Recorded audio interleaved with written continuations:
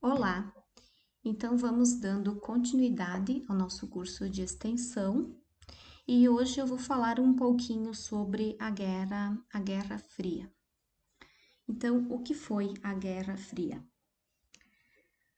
Quando ouvimos a palavra guerra, geralmente nos vem à cabeça bombas, gritos desesperados, fogo e fumaça, uma série de imagens muito quentes. Então, o que terá sido essa tal Guerra Fria?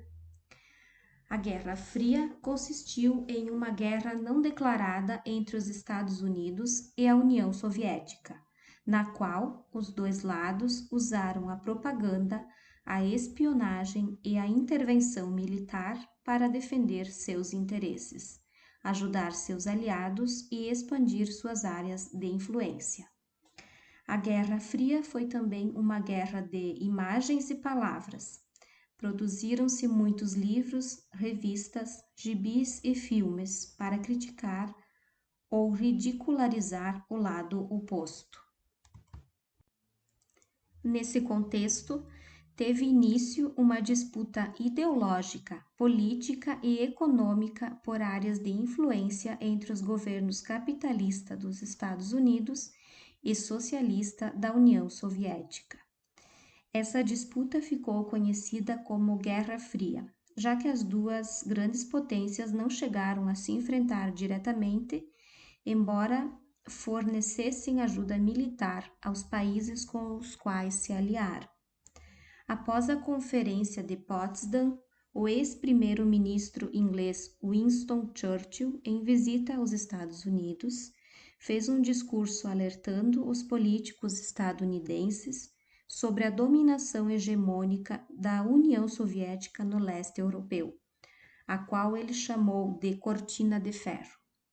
Em consonância com o discurso de Churchill, o então presidente estadunidense Harry Truman oficializou em 1947 uma nova orientação política que visava conter a influência do comunismo soviético em outros países.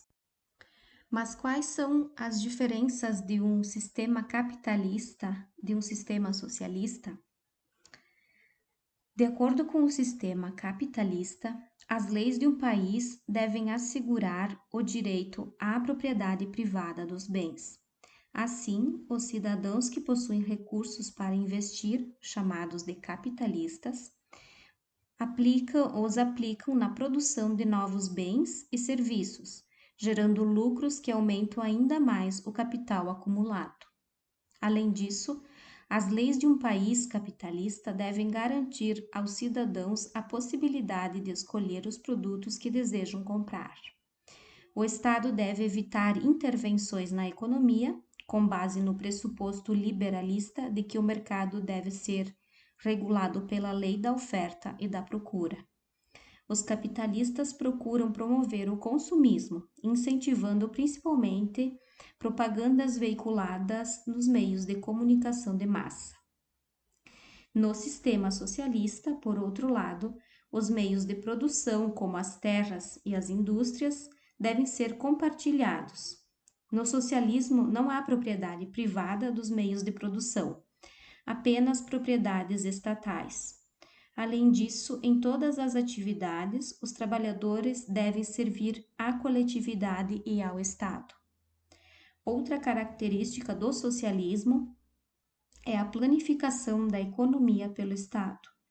São os altos funcionários do governo socialista que determinam diversos aspectos da economia, como o valor dos salários pagos aos trabalhadores, quais bens devem ser produzidos, a quantidade de cada produto de que uma pessoa pode dispor, etc. Esse sistema era caracterizado pela existência de um único partido político, o Partido Comunista, responsável por todas as funções do Estado. Por se diferenciar em alguns aspectos das ideias teóricas propostas por Marx e Engels, esse sistema político-econômico colocado em prática na União Soviética ficou conhecido como socialismo real. As contradições entre eles. O sistema capitalista produziu enormes riquezas, que não foram distribuídas de maneira equitativa. Por isso, nos países capitalistas, geralmente há grandes desigualdades sociais. No caso dos países onde o sistema socialista foi implementado, o chamado socialismo real não garantiu uma distribuição igualitária. Das mercadorias e dos benefícios do Estado. Isso ocorreu por causa, entre outros motivos, da formação de uma burocracia privilegiada que se apropriou do poder político e econômico. O mundo dividiu-se, então, em dois blocos, um capitalista e outro socialista. Os capitalistas eram liderados pelos Estados Unidos e os comunistas pela União Soviética. Surgiu, então, a bipolarização. O Plano Marshall. Os partidos comunistas cresciam no leste da Europa, onde chegaram ao poder, quanto no oeste, em países como a Itália, a Alemanha Ocidental, Inglaterra e França. Alarmado com essa situação, o governo dos Estados Unidos pôs em prática um plano idealizado por seu secretário de Estado, o general George Marshall, cujo objetivo principal era o enfraquecimento do comunismo e o fortalecimento do capitalismo europeu. O Plano Marshall, anunciado pelo governo norte-americano em 1947, consistia em um vasto programa de ajuda econômica aos países capitalistas da Europa mais atingidos pela Segunda Guerra. A ajuda dos Estados Unidos incluiu empréstimos de longo prazo e juros reduzidos, a concessão de tecnologia e investimentos volumosos. Em um tempo curto, o Plano Marshall atingiu seus objetivos, permitindo a rápida recuperação econômica de países como Inglaterra, Alemanha Ocidental e França. Além disso, estimulou as exportações norte-americanas para a Europa, fortaleceu a liderança mundial dos Estados Unidos e diminuiu a força do comunismo no continente europeu. A resposta da União Soviética não se fez esperar. Ainda em 1947, Stalin criou o Cominform, Agência Comunista de Informação, com o objetivo de coordenar o movimento comunista no mundo. Os partidos comunistas do leste e do oeste da Europa ficaram obrigados a obedecer totalmente às determinações desse organismo. Nesse clima de alta tensão, Estados Unidos e União Soviética decidiram dividir o território alemão em dois países. Assim, em 1949, nasciam a República Federal da Alemanha, Alemanha Ocidental, de regime capitalista, com capital em Bonn, que era a área de influência dos Estados Unidos, e a República Democrática Alemã, que seria a Alemanha Oriental, de regime socialista, com capital em Berlim Oriental, que é a área de influência da União Soviética. A cidade de Berlim também foi dividida em duas: Berlim Oriental, socialista, e Berlim Ocidental, capitalista.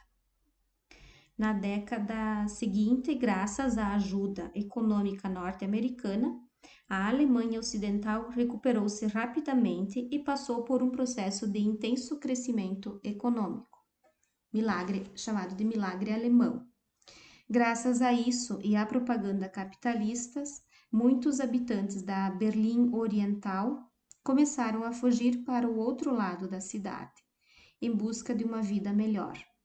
Para impedir a fuga dos alemães orientais, em 1961, o governo da Alemanha comunista construiu o Muro de Berlim, separando fisicamente as duas partes da cidade, e fechou as fronteiras entre os dois países. O Muro de Berlim existiu por 28 anos, até 1989.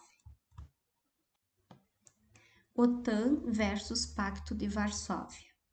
De sua parte, em 1949, os Estados Unidos, o Canadá e vários países da Europa Ocidental firmaram o Tratado de Criação da Aliança Militar denominada OTAN, que significa Organização do Tratado do Atlântico Norte. O acordo previa a ajuda mútua no caso de agressão por parte de uma força externa.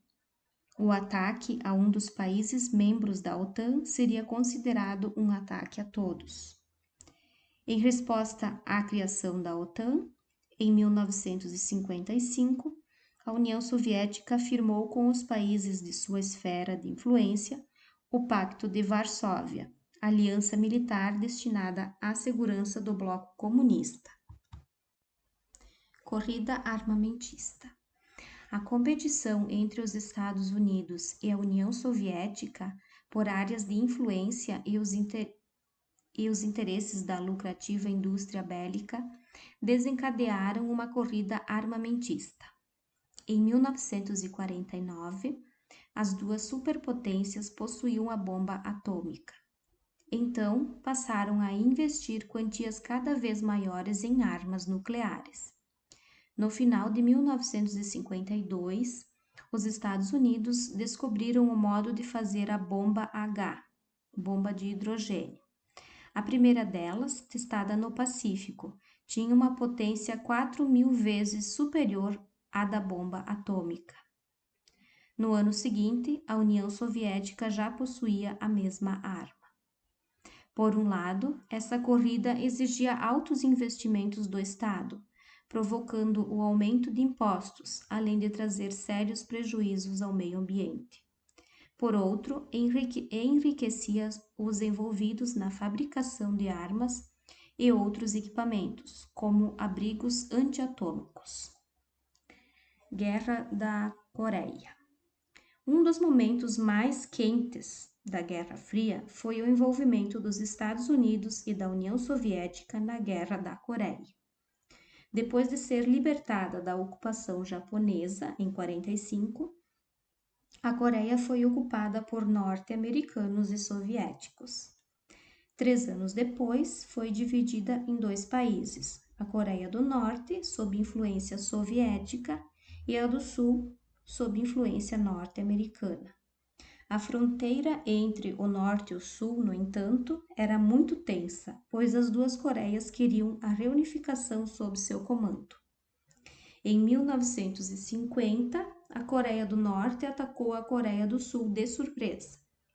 Os Estados Unidos, com o apoio da ONU, reagiram enviando tropas em apoio aos sul-coreanos.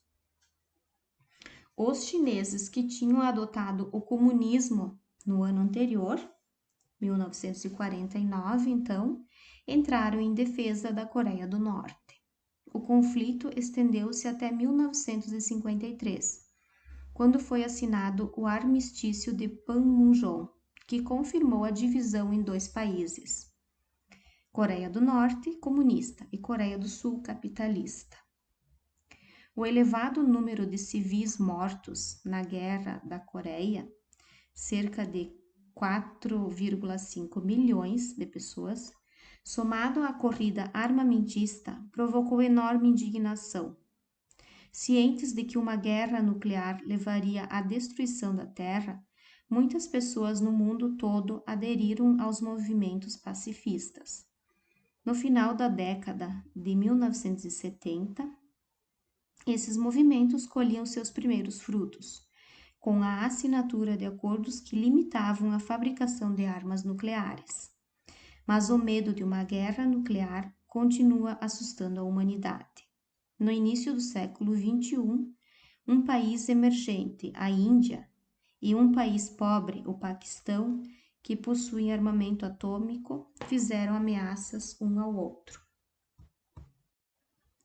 Macartismo. Tanto nos Estados Unidos como na União Soviética, as pessoas suspeitas de simpatizar com o país adversário eram perseguidas e duramente reprimidas.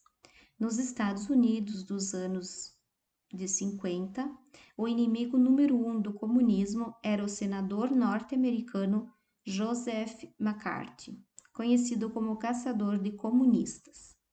O macartismo, movimento que recebeu esse nome por ter sido liderado por McCarthy, perseguiu e levou à prisão cientistas, escritores, artistas, professores e funcionários do governo.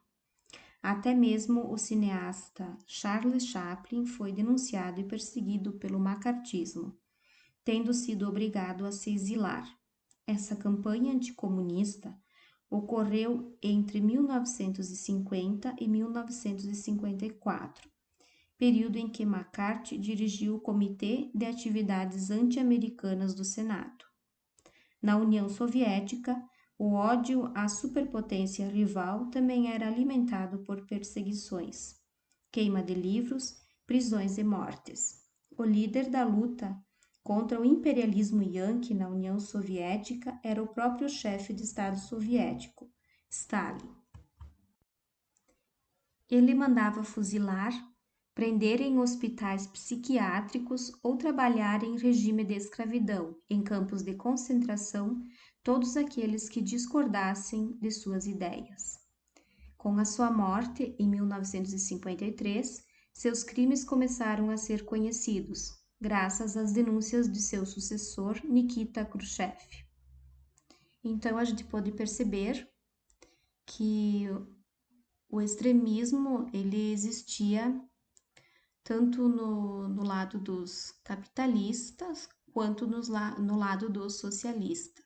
As perseguições existiam nos dois regimes. A corrida espacial. Durante o governo de Khrushchev, teve início a coexistência pacífica, fase da Guerra Fria em que a disputa entre os Estados Unidos e a União Soviética deslocou-se do campo militar para o da ciência e tecnologia. Cientes de que não era possível resolver a disputa militarmente, devido ao enorme poder de destruição de suas armas nucleares, os Estados Unidos e a União Soviética investiram na exploração do espaço a fim de demonstrar ao mundo que seu sistema socioeconômico era o mais avançado. Na corrida espacial, a União Soviética saiu na frente. Em 1957, lançou 2 satélites artificiais, o Sputnik 1 e o Sputnik 2, que tinha a bordo uma cadela chamada Laika.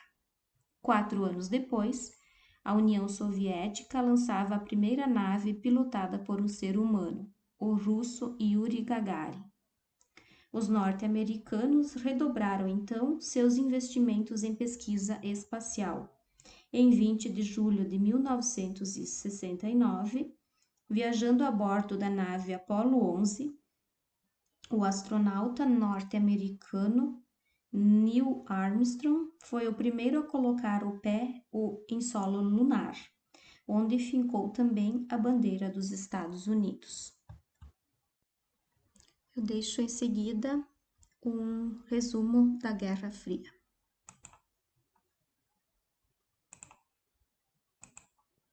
Você já deve ter percebido que na história os acontecimentos não são isolados. Então, para entender como começou a Guerra Fria, a gente precisa lembrar como terminou a Segunda Guerra Mundial, lá em 1945.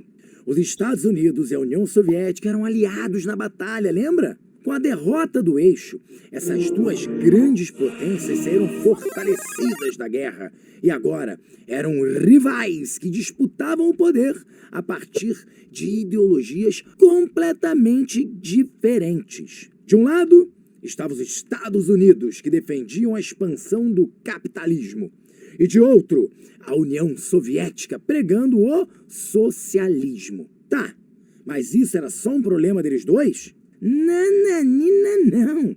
O restante dos países se viu obrigado, entre aspas, a escolher um dos lados para se aliar e ter proteção. O resultado disso foi a criação de um mundo bipolar, fazendo o mundo viver uma duplicidade ideológica.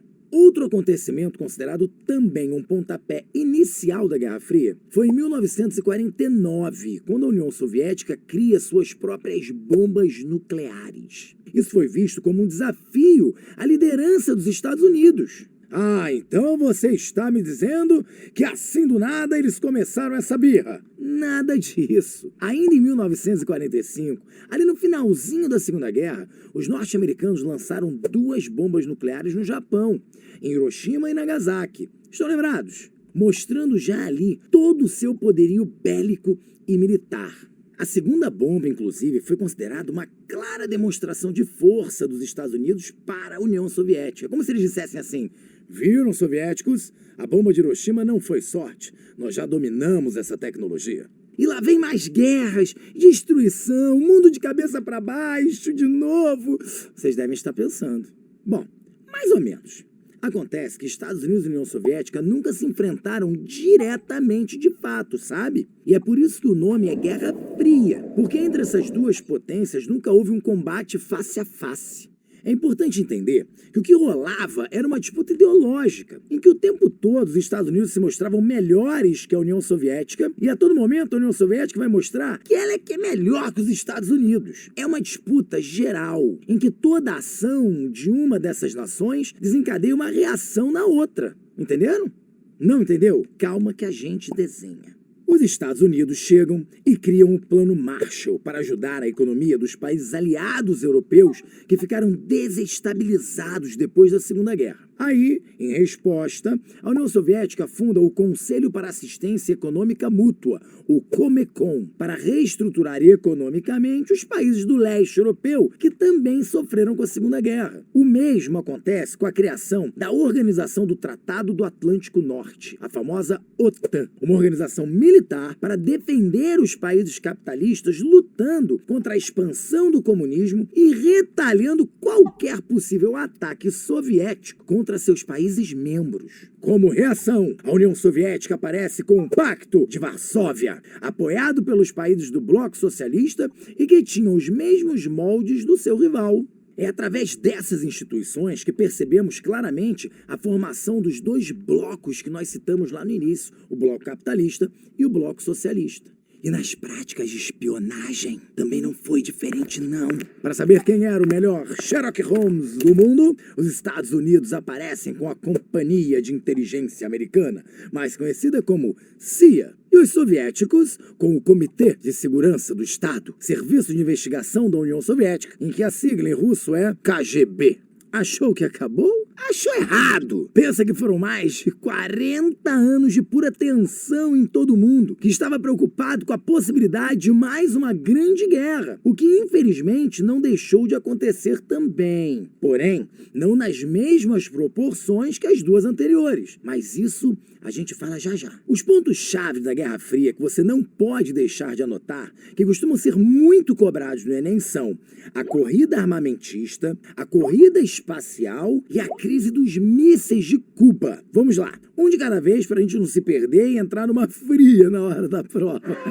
Ainda nessa onda de mostrar quem é melhor que quem, os 2 países começaram a produzir arsenal bélico e tecnologia voltadas à guerra, com o objetivo de se afirmar como maior potência global. Isso foi o que chamamos de corrida armamentista, o que gerou um perigo de uma possível guerra nuclear em todo o mundo, obviamente. Por isso, a famosa definição de uma paz impossível, porém uma guerra improvável, porque uma guerra entre eles podia destruir o mundo inteiro. Além das questões de armamento, Estados Unidos e União Soviética disputavam quem chegava primeiro ao espaço, criando a corrida espacial. Em 1957, os soviéticos lançam o primeiro satélite artificial, o Sputnik. Depois, em 1960, o primeiro foguete tripulado com um ser vivo. E em 1961, o primeiro voo espacial tripulado por um ser humano, Yuri Gagarin. Mas aí, os Estados Unidos chegam e mandam o primeiro homem para a Lua, Neil Armstrong, em 1969, levando a corrida espacial ao seu ápice.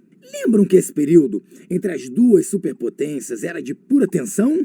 Bom, um momento de muita tensão que não podemos deixar de falar é a crise dos mísseis em Cuba, que aconteceu, logicamente, em Cuba.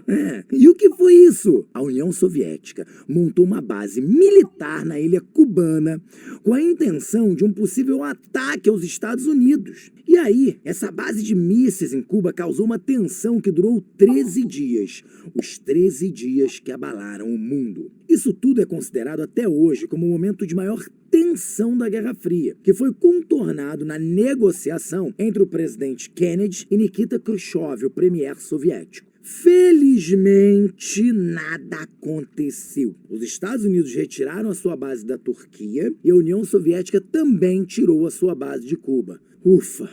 Bom, mas apesar de os dois não terem guerreado diretamente, como já falamos, Estados Unidos e União Soviética alimentaram vários conflitos pelo mundo. Eles se enfrentavam dentro dessas outras guerras, como na Guerra da Coreia e na Guerra do Vietnã. As duas superpotências estavam sempre presentes para mostrar a força de cada uma. O fim disso tudo, simbolicamente, é com a queda do Muro de Berlim, em 1989, que dividia a Alemanha Ocidental, capitalista, da Alemanha Oriental, socialista. E, enfim, o país germânico foi reunificado. E, oficialmente, a Guerra Fria acaba em 1991, com a desintegração da União Soviética, que já enfrentava crises econômicas e sociais há muito tempo. E depois